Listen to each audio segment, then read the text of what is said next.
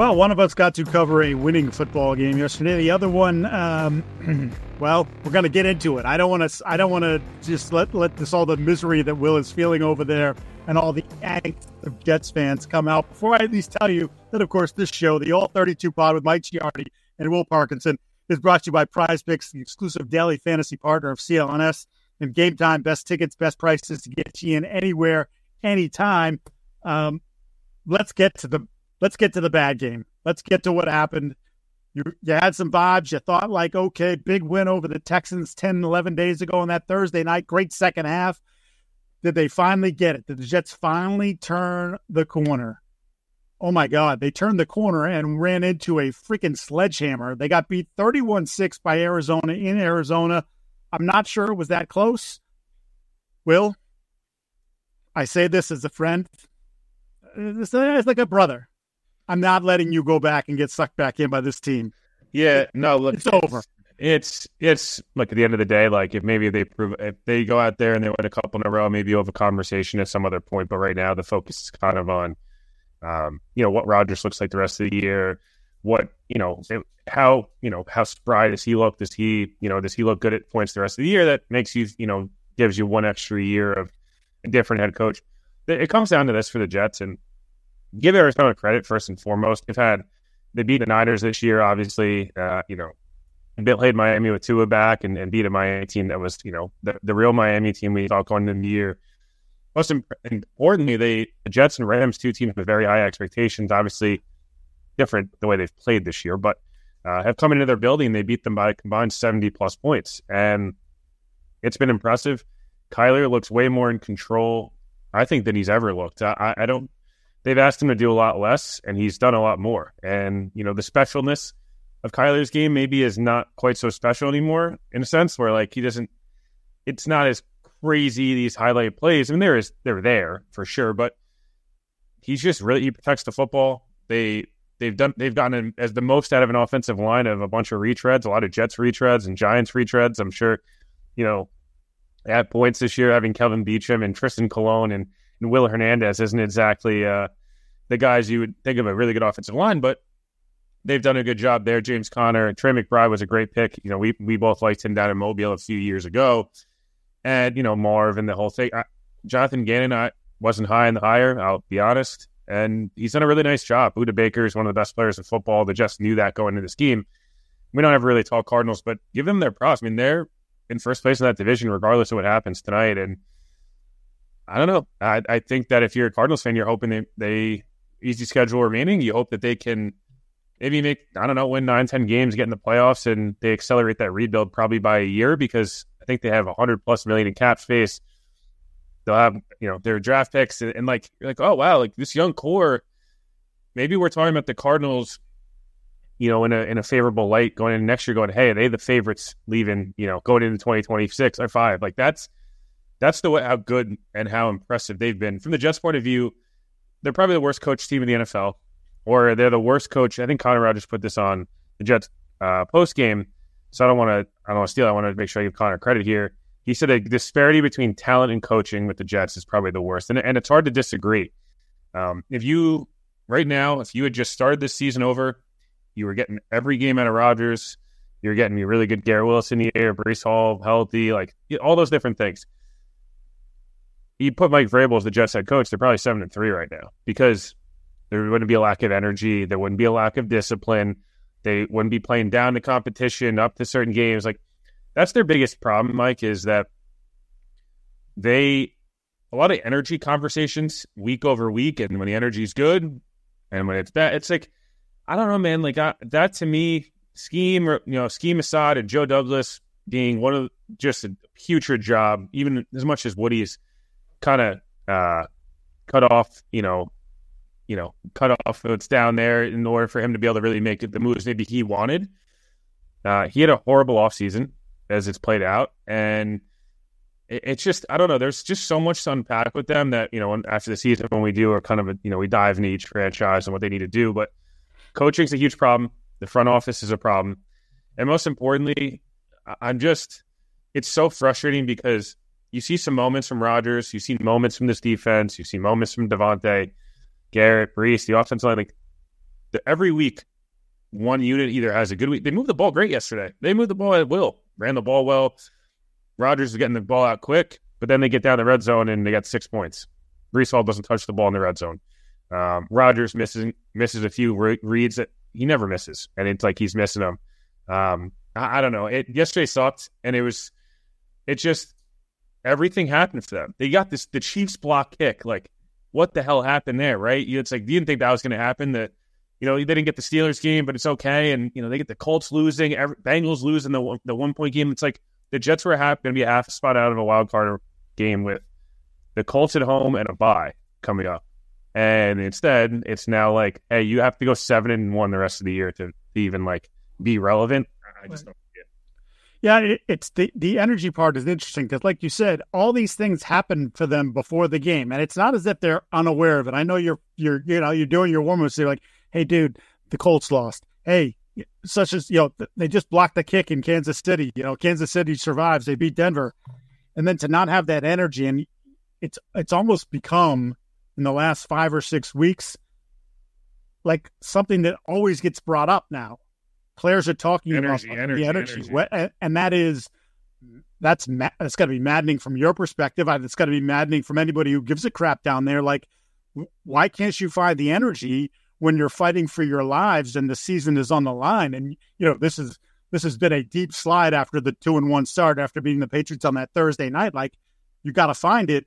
The one thing I will say, and I think Garrett Wilson sort of spoke to it last night after the game, was that when you're playing like trash, it is hard to create that energy. Like, if it starts out in that direction and you're like, oh no, here we go again, to your point, if Rodgers is missing reads that he doesn't make, the other guys know that too. Like, oh, well, our quarterback's not totally, like, for whatever reason, is not seeing it the way he should be, or he's not making the accurate throws that he should be. And then Sauce Gardner's got McBride in the flat. You got to make the tackle, right? And he said it afterwards. And it's sort of that play shouldn't be the thing that unraveled it all. But in reality, as we look back on it, you say, well, once that play happened, then it really went in the wrong direction. And whether that's lack of leadership, whatever you want to call it, in terms of the overall just sort of falling apart, this is a team that has a ton of talent, even with some of the guys not playing to the level that you would expect them to. And yet now they're sitting here at 3-7. The one thing I'll say is exactly your point. Place in the division, which is gross because there's talent perspective. There's no comparison between the two teams. The one thing you just mentioned there is very similar, and I know you use the Yankees as an example. We talk about baseball. Did the Yankees not have good energy in Game 3? No, of course they had good energy, but they couldn't hit. And it's like when you can't, and then they win in Game 4. It's wow, this team plays so hard. It's like, well, as you mentioned, Garrett Wilson put it. The one thing I'll say is the encapsulation of the Jets season is very much in terms of today, the reaction today.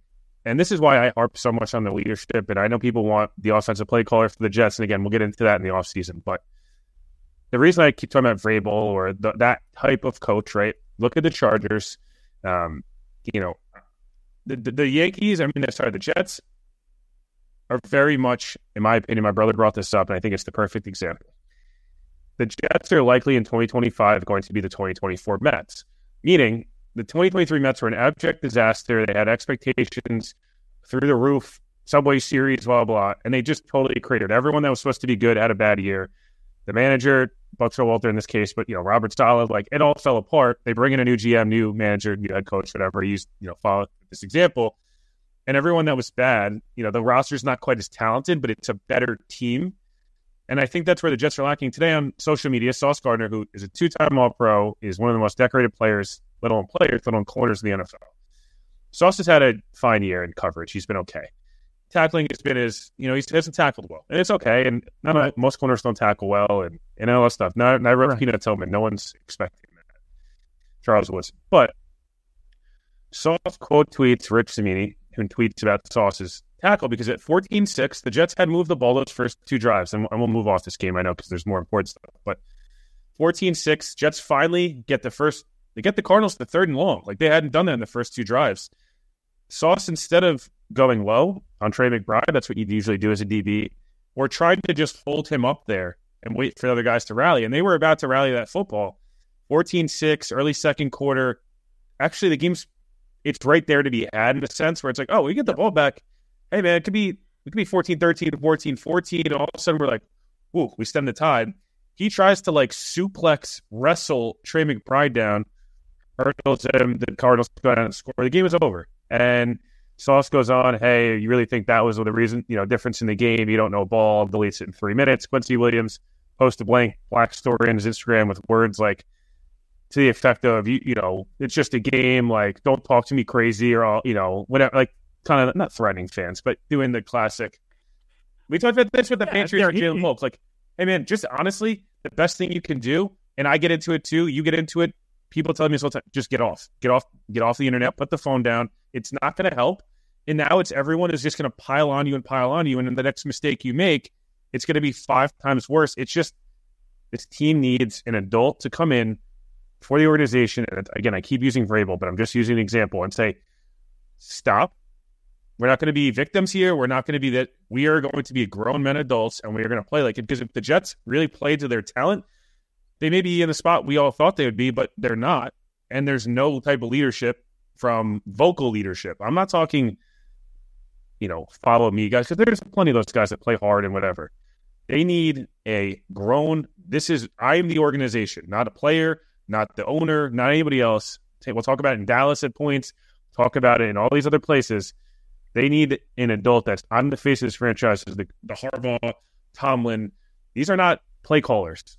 Campbell, these are not play callers. This is my organization. We're going to play my type of football. The Jets are not doing that right now.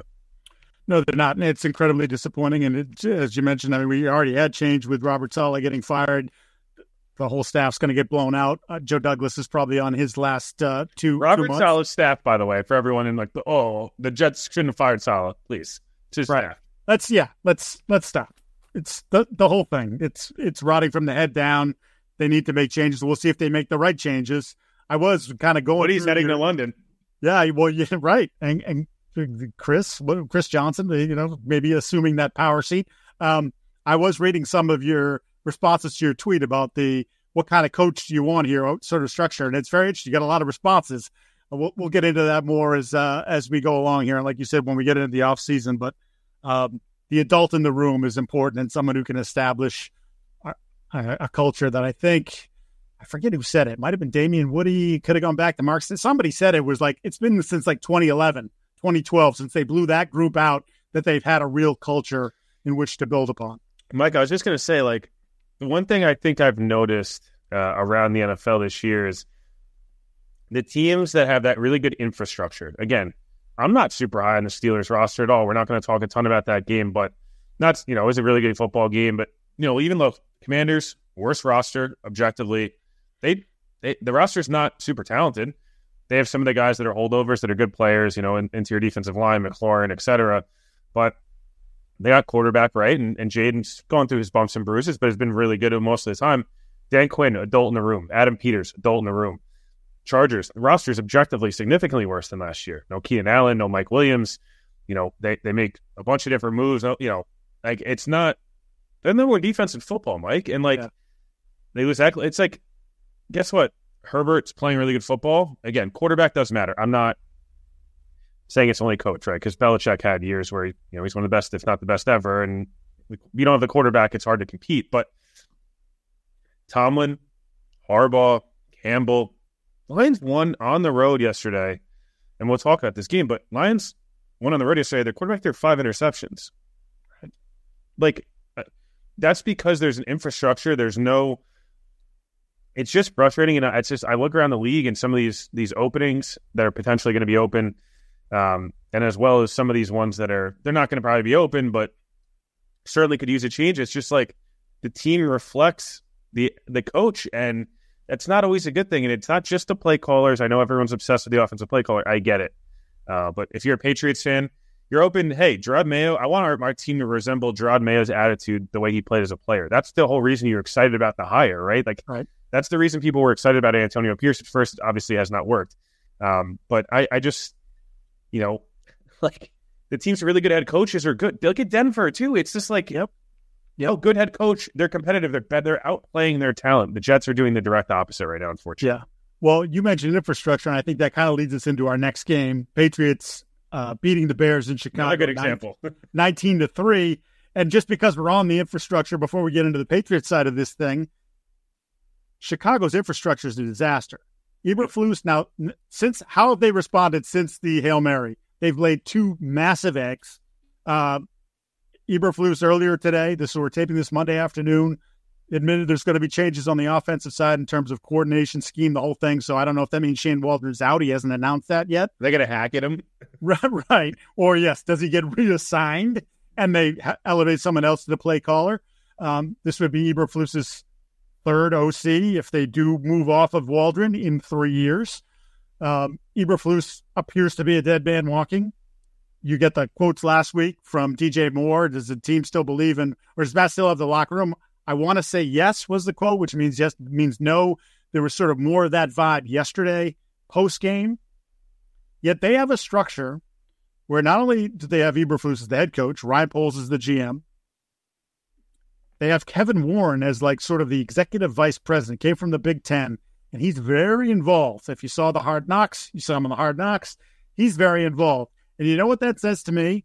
When they blow out Eberflus at the end of the season, you know what they're not going to do? They're not going to go get a Mike Vrabel or a Bill Belichick because Warren is likely going to stay involved because he just got there essentially. And do you think he wants to, with now that he's being able to exert his influence on the organization, do you think he wants to change and give all the power to a coach? No, he's not going to want to do that. So they're going to try to do the retread or the coordinator, like obviously Ben Johnson's the name that's been mentioned. I was going to say, you're throwing... If you're the Bears, Mike, and I don't know how you feel about this, obviously it would be taken from the Lions. And Ben Johnson, Schefter had a very cryptic report about Ben Johnson basically being like, he's going to be asked to interview for all 8 openings, whatever it's going to be, that he likely will only interview for the one he knows he's going to get. And then the Washington thing last year was really weird, and that's whatever. We don't have time for that right now. But you're paying him whatever it takes if you're the... I'm not even as high on Ben Johnson as everybody else is just because I feel like I got to see it. I don't know what I don't personally know what he's like. I don't cover the Lions. I'm not in the Lions building day in, day out, so it's hard for me to guess. Technically, we cover every team, but I feel like you have a rookie quarterback you're on the verge of you might break this dude already. And DJ Moore, get it together, man. Right. Just... get it together. That's all I'm saying. But I feel like they're a team they're the team that goes and gets the offensive play caller because the defense is already in a really good spot. And you're really just saying, how can we get the best out of Caleb, going forward? Are they a Liam Cohen team? Are they a Todd Monken team? Something like that where it's like, hey, I just want to go coach football and I don't need to be involved in, as you mentioned, overarching decisions, but they're not a good team. I think we've been on this for a while. Right. Took advantage of a soft schedule. Yeah, and then I think, what did we say on 1.5 wins over under on Friday? Right. It's probably really the under now because the Patriots were one of the few. I think there was 2 games we thought they'd be favored in, and they just lost the easiest game on their schedule by record. They're just really frustrating. Caleb's all his bad habits have come back because, and again, Caleb's a rookie still at the end of the day, and we've seen him have these really nice moments, but the offensive line sucks, and the play calling's horrible. I mean, just to illustrate that point, because there's a lot of, as you can imagine from where I am, there's a lot of celebrating, oh, you got the right guy and drank me over Caleb, and I'm not arguing one way or the other. I'm just saying there's this whole celebration factor, and it's well, you guys lived this last year, the year before, even the beginning of this year when Jacoby was playing. They had 4 of their 5 starters out of the game. 3 didn't make the start. Nate Davis was a late scratch, surprisingly. Both their tackles were out. And then Tevin Jenkins, who is their best offensive lineman, goes down, I believe it was early in the second quarter, and he doesn't return. So, the Patriots had 9 sacks. I think 4 or 5 of them came in under 2.1 seconds or 2.2 seconds. It was something absurd, right? So, you're not even giving the guy a chance. But then to your point, the bad habits are seeping in.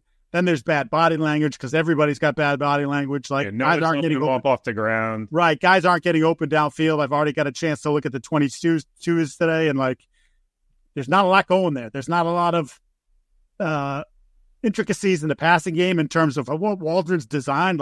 Hey, dude, run some crossers. run a mesh, do something to create some traffic for these. I mean, you have some quality receivers there. Cole Kmet was like completely ignored until the third quarter, which has been a recurring theme for them, especially over the last 3 or 4 weeks. Like they are aimless right now as a bad football team. And I got to imagine it's going to get worse because I think, and I didn't tweet it. It was our chat. We do a live chat during the course of the game at Boston Sports Journal. And I early third quarter, I'm like, oh, just hang on to the ball here for a little bit because Chicago's ready to just literally pack it in. It's over. And sure enough, that's exactly what happened. That team had 0-0 fight. But they would be, if they were smart, they would be in the Bill Belichick business. Bill, bring Josh. Josh, you did a lot better with Mac Jones, who doesn't have nearly the talent, and Caleb's little finger. Like, let's go do that. A good Bill O'Brien spot. Be interesting, right? If Bill's the good coach, he's a horrible GM. But yeah, I just wonder now, all right, he's lived the NFL thing, got fired, came back, had a miserable time with Bill there for that one season here in New England. Now has the BC job. He's got a kid with developmental needs. Like it's home. His son plays at Tufts. Like he's got all this stuff. I wonder if now he's just like, look, if I can make this work here, this is where I'm going to be for a while. Yeah, next 10, 15 years and do it that way.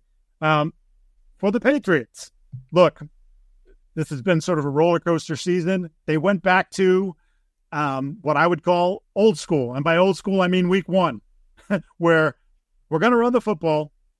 We're going to stop the run. They didn't do a great job covering kicks to the toughness point. But in general, we're just going to be the more physical team. They looked at Chicago. They looked at the tape this week, and they found some flaws, part of which was Arizona had rushed for over 200 yards against them the previous week.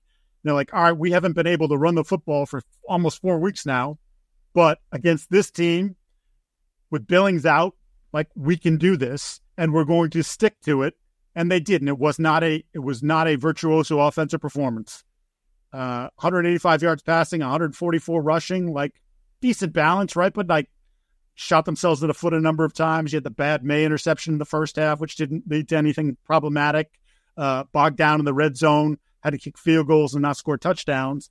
But generally clean, very physical. You could see the confidence building while the other side was already deflated to begin with, and you just kept running it down their throat. Just 4 yards a pop, nothing crazy. There was no big runs or anything like that, but it was just sort of the thing that I drew out of it. And what I talked to Gerard Bayo about this morning, question about is, if you remember that game where they, Ramondre rushed for 125 in the opener against Cincinnati. They controlled the ball on the ground. They won the trenches, both offensive and defensive lines.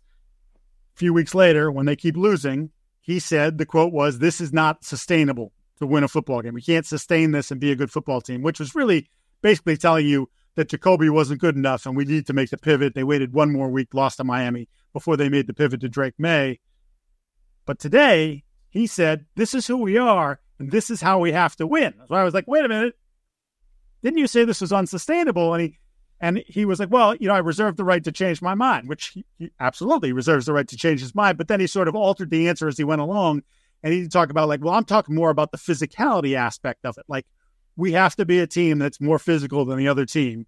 And I don't know if they can still do that offensively, Will, because again, the offensive line is not, they ended up sticking to the original plan. They kept Nwenu at right guard, which I was bitching and moaning about. Made no sense to move him to left. They kept him at right. They had some success over that right side. He and Demontre Jacobs, who was, again, a guy they claimed off waivers at the end of August, but he's a big physical human being. You got to run behind those two guys, figure out the rest, right, and patchwork it together. So I don't know if they can continue to be that kind of running football team going forward, but I do think there is a chance for them to be more physical. Certainly they have the capabilities with some of the pieces on the defensive line to be that. And I think that's they got to lean into it. And I don't know why they didn't lean into it for weeks upon weeks upon weeks. And maybe now, as he said, it reserves the right to change his mind as the light went on or whatever. But it gives them an identity that I think they've been searching for 10 weeks. And hopefully this is something that they can build on, need to build on. Yeah, no, definitely. I think you hit on a lot of what I was going to hit on with the Patriots. But the only other thing I would say is I guess maybe I've been higher on them than everybody else in this aspect. There's a good argument to be made There probably should be 5-5 right now, all things considered. Should have beaten Miami. I don't get that. The Seattle game, I think they should have won. Just based on looking back at it, like you could argue they probably should have 2 more wins, and maybe they beat Jacksonville if they'd started, whatever. The way things were going, it's probably good in the long run that they're losing or winning competitive games right now, just based on we'll have a top 5 pick.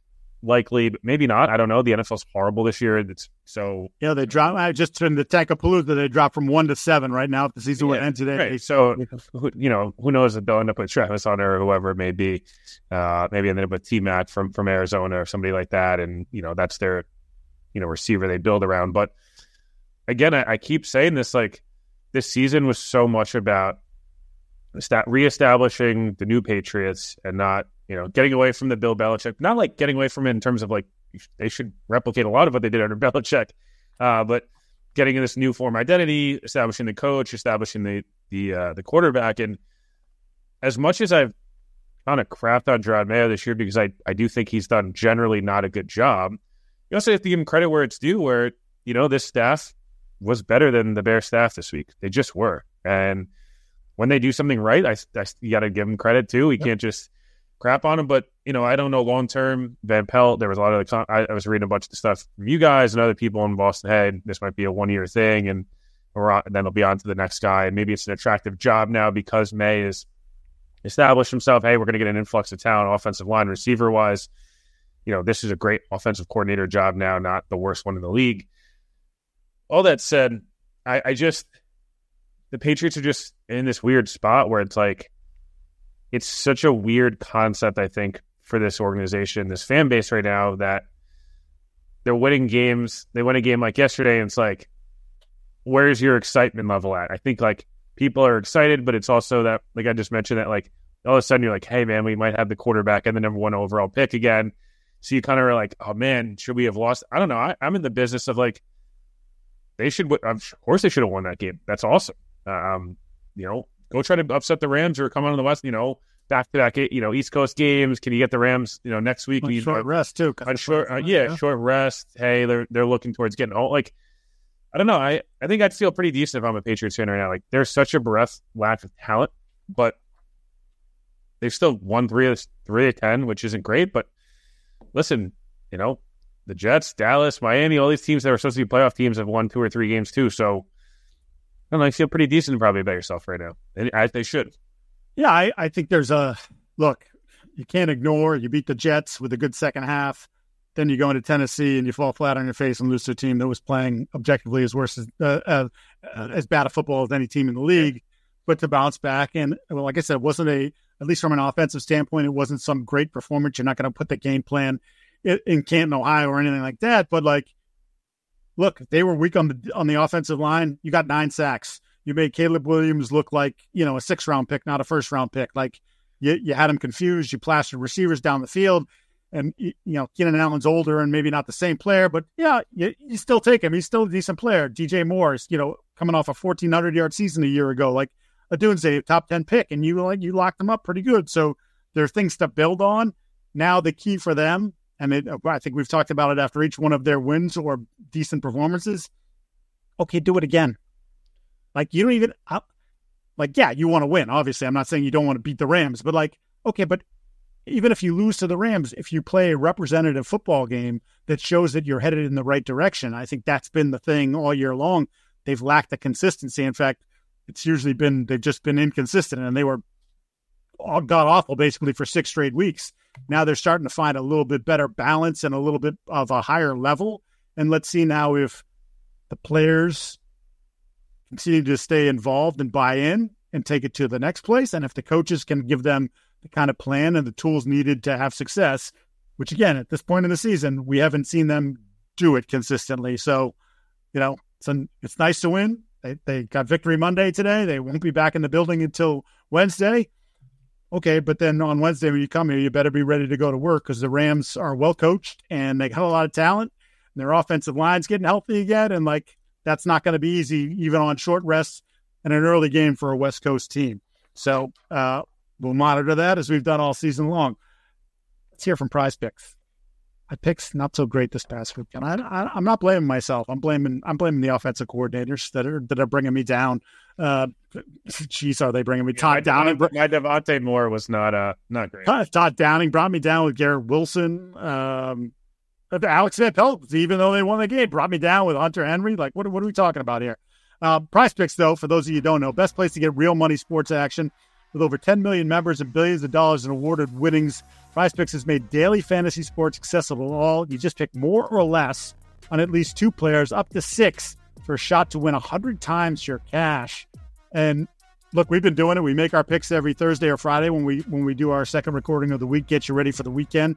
We've had some good weeks. As I mentioned, this week I'm blaming the offensive coordinators, not the man who was picking those games.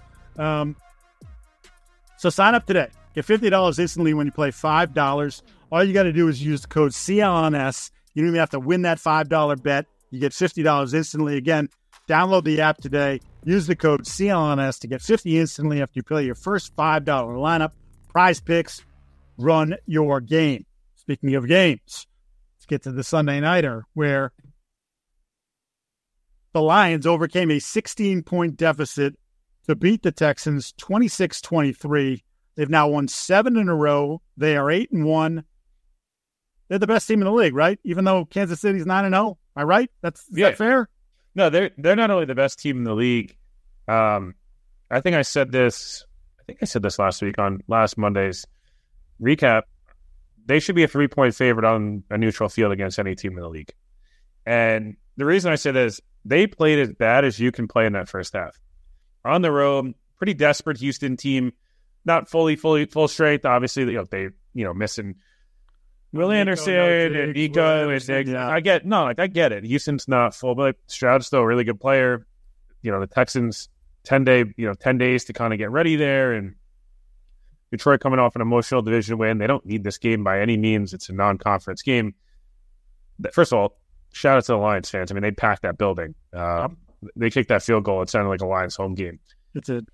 I not only find the Lions, and again, I know there's some antics with the Lions for there's some dirty play stuff. Again, conversation for another day. I want to talk about the positives here. Jared Goff was as bad as Jared Goff's been since he got to the Lions. I thought 5 interceptions. Yep. 5 interceptions. I mean, but some of them were like, it was just almost comical. Like it wasn't the wrong read. It was just like a horrible throw. The one he threw on the deep corner, like, great read. Play worked. The throw was horrible. It was just like, I don't know what he's doing. But that dude stands in there, is tough as nails. He has gotten this mentality. Again, I know I keep harping on this because I know it's because of the Jets, but like Goff's MO, and we were texting back and forth about this last week. It's the infamous year quote from the Super Bowl from, I guess, what was that, 2018 or 2019, that Goff would shit his pants. I don't feel like that at all now. I actually feel like he just doesn't care, and he is like, you listen to him talk in the locker room, it's a different dude. He's taking hits. He stands in there. Even when he throws bad interceptions, he doesn't crater. I don't know, man. You don't usually see guys mentally change like that. It's usually, hey, a physical tweak. Maybe it's a little confidence, like Sam Darnold, right? Like O'Connell's tweaked his game a little bit and put him in good situations and got him confident. But like Sam's still going to have his ups and downs. He's always going to be a little inconsistent, high variance. Goff's mentality is like totally different, and that's the biggest takeaway for me is like the Lions. Carlton Davis was awesome last night, and the defense and off, things we already known. I just feel like Goff's year has been such a comprehensive in Good Morning Football. He's like, I've been waiting for the game where Goff's not 15-15 for 198. It's like, no, I want to see Goff crater a little bit and figure it out on the road, tough environment, emotional game, and they find a way to win. And like Campbell's reaction to it all after as the field goal goes in, he just said, "Yep," "Yep," and I was like, "Oh, damn, you can, damn!" Like that was pretty cool. I'm not gonna lie. I think it's a great point because we've talked about Goff quite a bit. I kind of had for weeks been talking about him as the MVP, and then Lamar continues to do what he does, and I'm like, all right, you probably can't deny Lamar.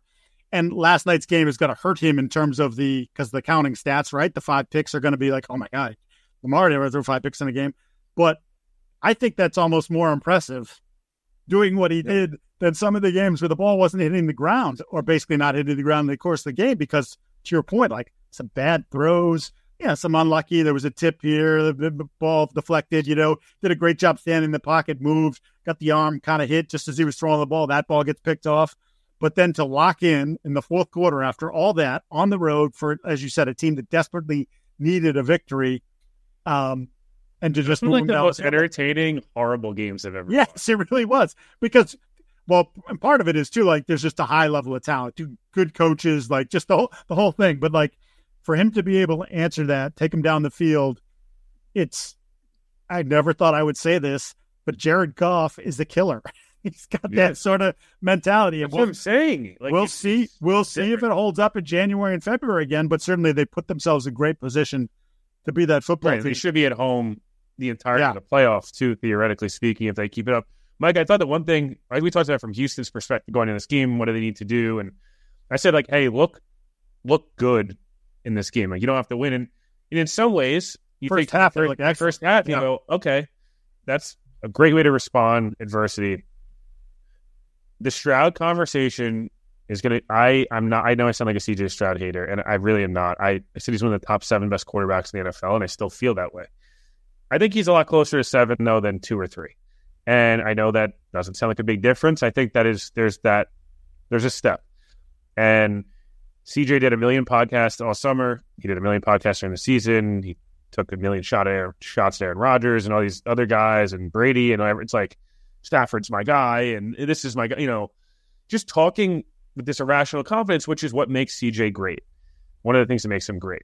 But also, it was kind of like, dude, like, you guys went 10-7 and like you won one playoff game against Joe Flacco. Let's just a little bit tone it down, just a little bit.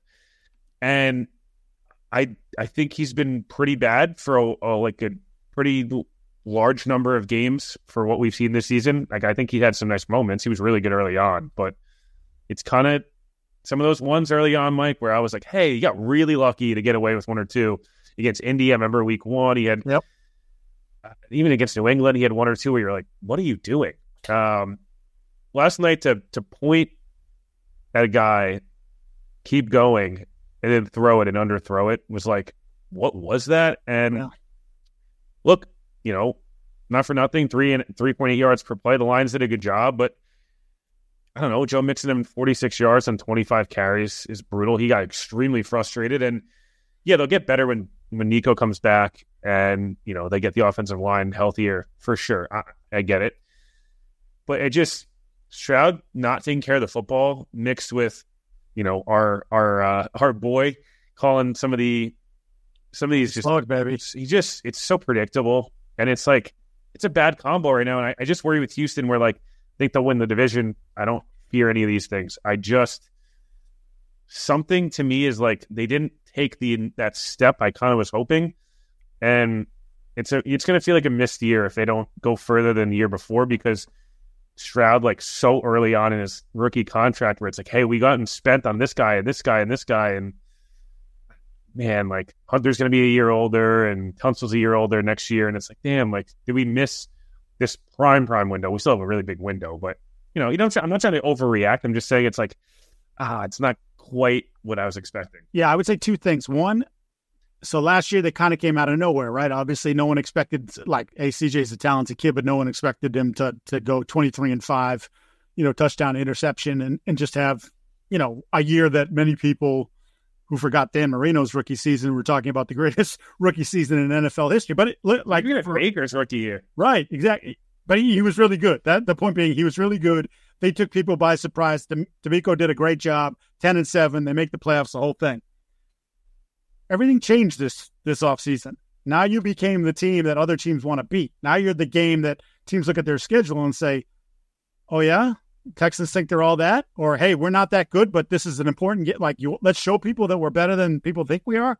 That becomes the game. And then you mentioned the injuries, and losing Diggs is a problem, and now having Nico gone for 5 games, Nico was playing as good at wide receiver as anybody in the league before the hamstring got hurt. So those are problems.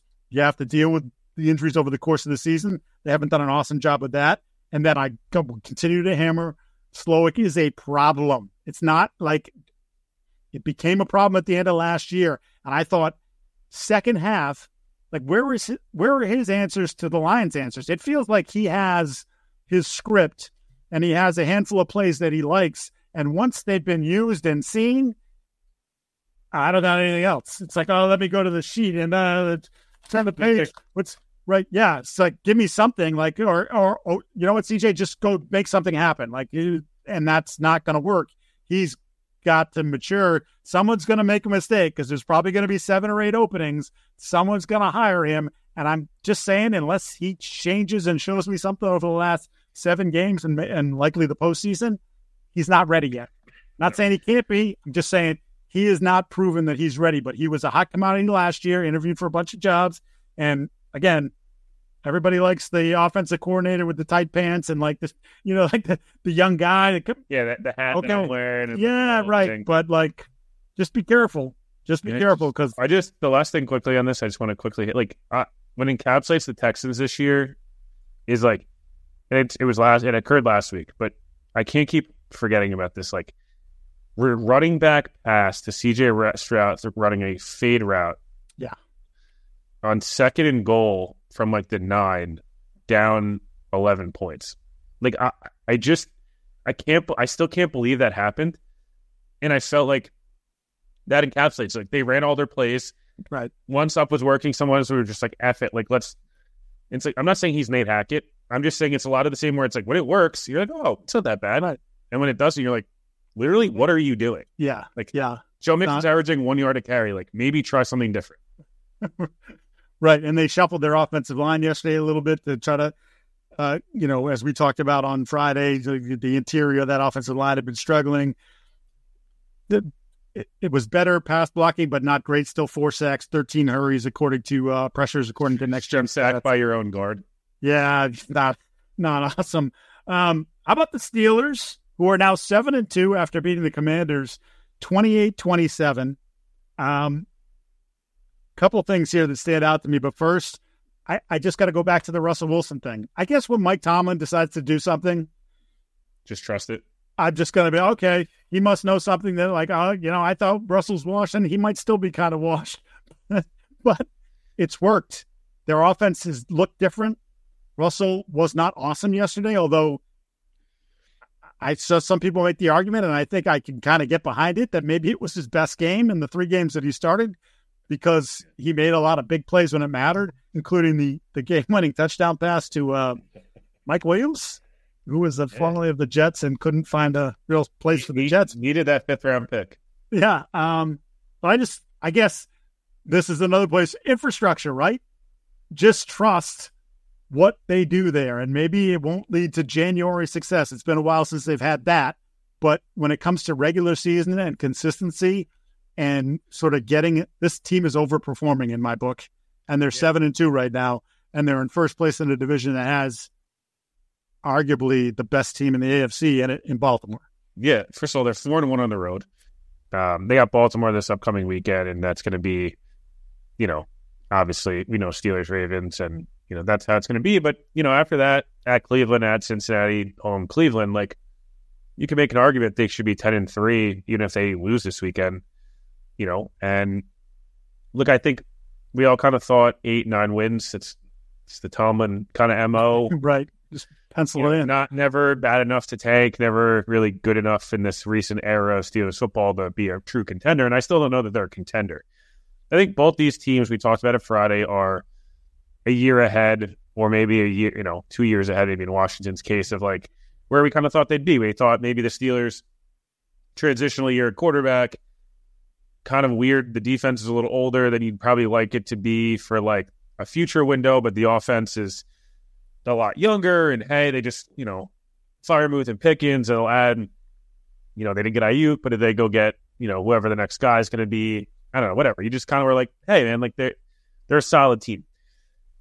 They don't beat themselves at all. 37 minutes time possession, not a ton of turnovers. They run the football well enough. Obviously, they play really good defense, and it's not even like they're special on defense. They're just like They don't beat themselves. Like, it's the NFL is so much about not beating yourself, and they don't. I do still think Ertz, like, it looked like he got that first down. I'm still kind of confused there. But, Washington, some of the things flared up yesterday that you're worried about. Special teams was obviously an abomination. Defensively, it's like, can they get the big stop when they need it? Obviously, they didn't. Kind of just Lattimore would help there. Lattimore, to your point, what they had yesterday wasn't good enough. Yeah, can only play who's on the field, right? So, no, I don't think this is a devastating loss for Washington by any means. Giardi was fine yesterday. I won't go in his Hall of Fame of best games, but it just it felt like the Steelers were like, hey, like, we're just, again, I keep saying we're not going to beat ourselves. Like, this is who we are. This is what we do. And, the Russ for Fields thing has worked out great for Tomlin. Like, it could have gone a very different way, right? Like, there's a good argument to be made. Like, they shouldn't have beaten the Jets, but they did. They ended up running them off the field in the second half. And it's like, oh, maybe that move worked, even though Russ was pretty terrible. And then, like, the Giants shoot themselves in the foot 8 times, and probably shouldn't beat the Giants, but, like, hey, now we're going to our bye week and regroup. Should we beat the Commanders? Probably not, but it doesn't matter because we have, and now it's like it gives Tomlin so much equity in that locker room, even though he already had so much. You're just like, man, like, this guy, like, going to Russell Wilson in 2024, and it's working. Right. They won with Fields, they won with Russ. I think the expectations have at least changed, in my opinion. Like, they cannot miss the playoffs now. Like, now they can't just be 9-8, they can't just be 10-7. Like, they got to probably be an 11 or 12 win team at this point, right? And it's probably I think it's them going like 5-3, 5-4 the rest of the way. I don't think that's unobtainable by any means. And if you're Washington, like, okay, crappy loss. It's not crappy because it's obviously a competitive loss. It just hurts, right? Because you felt like you had a shot there. You were going to get the ball back. Johnny Newton goes off sides. I'm not sure why anyone. It's just like I can't. Obviously, we're not going to run a play there. This is Mike Tomlin, who doesn't beat himself. He's not going for it on 4th down at the midfield with a minute left, up 1, because he knows if he doesn't get it, rookie Daniels lineman, man. Johnny Newton's awesome. Like, really good player, but it stinks. Washington's got a tough, and this is going to be an interesting stretch now, where in a set like Philly Thursday night, you got to rebound. We just talked about Chicago, a younger team. The younger quarterback, they saw adversity after that really tough loss against Washington, and they've cratered. I expect the opposite of Washington. I actually expect they play the Eagles well every year. I expect them to show up. They need Brian Robinson back. I do think you miss him. But these are 2 good teams. I still think they're in that tier 2 of contenders. But listen, Commanders are 7-3, Steelers are 7-2, whatever, and Baltimore, Pittsburgh 7-2 versus 7-3. Polar opposite version of football right now. But I'm excited. Russ versus Lamar. What year is this? What year is this? Yeah, just quickly, Steelers defense. Alex Highsmith got hurt yesterday with the ankle, and Dante Jackson, the corner, got hurt. Highsmith's the bigger one there, although Jackson plays a lot for them. Interested he did not come back in the game, so we'll see what that is. I was like, did he tear his ACL? I was like, what is going on? It looked bad, yeah. Preston Smith, though, who they made the trade for, gets a sack. Obviously, TJ is fantastic. Hayward's been fantastic. They held the Washington, I was going to say what they used to be called, 60 yards rushing, 3 sacks of Jaden Daniels, and 13 quarterback pressures. I would also just put it on your radar. It's the Cliff Kingsbury factor. If you go back in Cliff's tenure with Arizona, averaged 25.1 points per game in the first 8 weeks of the season. Second half of the season, dropped to 20. I don't know. I didn't want to bring it up. I was hosting, because obviously the Jets are playing the Cardinals this weekend. I was hosting my other pod, and Johnny Venerable, who covers the Cardinals well, was like, the whole fear is like, hey, Kyler usually starts really well, and that was the Cliff years. He's like, this team's different, and we obviously saw that. But yeah, I would be very wary of. I think he's a good offensive play caller. I'm not convinced I would hire Cliff as a NFL head coach, but he probably will get a job because that's it. If it keeps trending in this direction, he's definitely going to be one of those tight pants people that we talk about getting a job this offseason. A reminder to frequent gametime.co, gametime.co. if you want tickets to anything. We're talking about obviously tons of games going on right now with all the sports involved, NHL, NBA, NFL, college football, etc. But concerts, whatnot, they've got this filter Game Time Picks, which takes out all the fluff to show you only incredible deals on great seats so you don't have to waste time searching through thousands of tickets. I told you guys this last week. Celtics at home against Golden State. I'm like, why am I not going to this game? Downtown already? Yeah, I've been doing some TV, went on the Game Time app, bing, bam, boom. I got tickets. I saw Steph Curry and the Warriors beat the Celtics. That's neither here nor there. I still love Steph, so, I guess I can handle it a little bit. But fact of the matter is, great prices, easy to do. Bing, bam, I got in there, loved it. Download the Game Time app, create an account, use code CLNS for $20 off your first purchase. Terms apply. Again, create that account, redeem the code CLNS for $20 off. Download Game Time today. What time is it? Oh, it's game time. Last game we've got on the docket, San Francisco squeaks out 23-20 victory over the Buccaneers, who now fall to 4-6, head to their bye. The Niners 5-4, have Seattle next. Well, I said, what other game do you want to do? You said, how about San Francisco? Are they back? Will, are they back? Yes, from the aspect of I think McCaffrey just adds such a different element to this team. I still think they're just not the same team that they've been the last 5 years. And that's okay. They're physical. They're going to get right at the right time. I feel like this is one of those, as of 2 years ago, I believe, if I'm not mistaken, where they kind of started off wonky and then all of a sudden they won, they read off like 11 in a row or 12 in a row before that NFC title game. Yep. I could see it happening. Like we've seen it happen before. There's no reason to think like, all right, now they got their guys. Is Deebo the same player? No. Is Ayuk obviously not being there huge? Yeah, obviously. The offense, there's a lot of reasons to poke holes in it, but the core pieces are still there. And again, McCaffrey adds this different dimension. The Bucs are really hard out every week. I'll say they're back because I think there was a teetering point this week where it's like, hey, they lose this one. What is McCaffrey? What if he comes back, doesn't look right? And they could, I don't know, maybe they go 8-9 or 9-8 and just miss or something like that.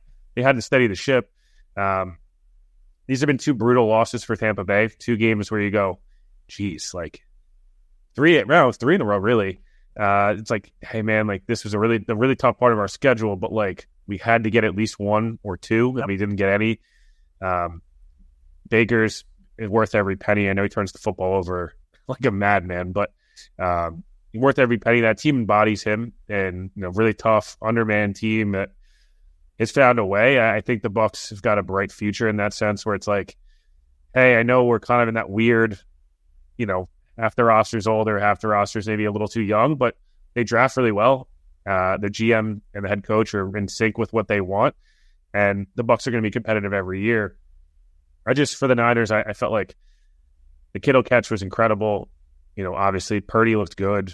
They made their kicks when they needed to. And again, yeah, that's just one of those games where it's like, hey, should we have won that game? Probably not. Maybe, I don't know. But they did. And now it's like, okay, deep breath. We had the bye. We got McCaffrey back. Won on the road, beat a good football team. Now let's go on a roll here. We see them do it too many times for me to doubt them. Again, do I think they're as good? No, I think me and you both had them like 10 wins, 11 wins. I still think that's probably where they end up. I think I had them as a wild card, and hey, there's getting the playoffs again. They do. But yeah, the stiff arm and the whole thing from Baker, it was a fun game. It was just that 1 o'clock window yesterday was really good game after really good game. Competitive teams versus competitive teams. It was fun to watch. Yeah, I didn't love the slate coming in, and then it certainly hit back with some good stuff. Here's 2 things I wanted to bring up. So they had the 3 missed field goals. They also muffed a punt return, and then Moody ends up kicking the game winner, but barely squeaks in there. But after one of the misses, I'm sure you've seen the clip by now. Deebo Samuel going over to Moody. He said he was going to encourage him.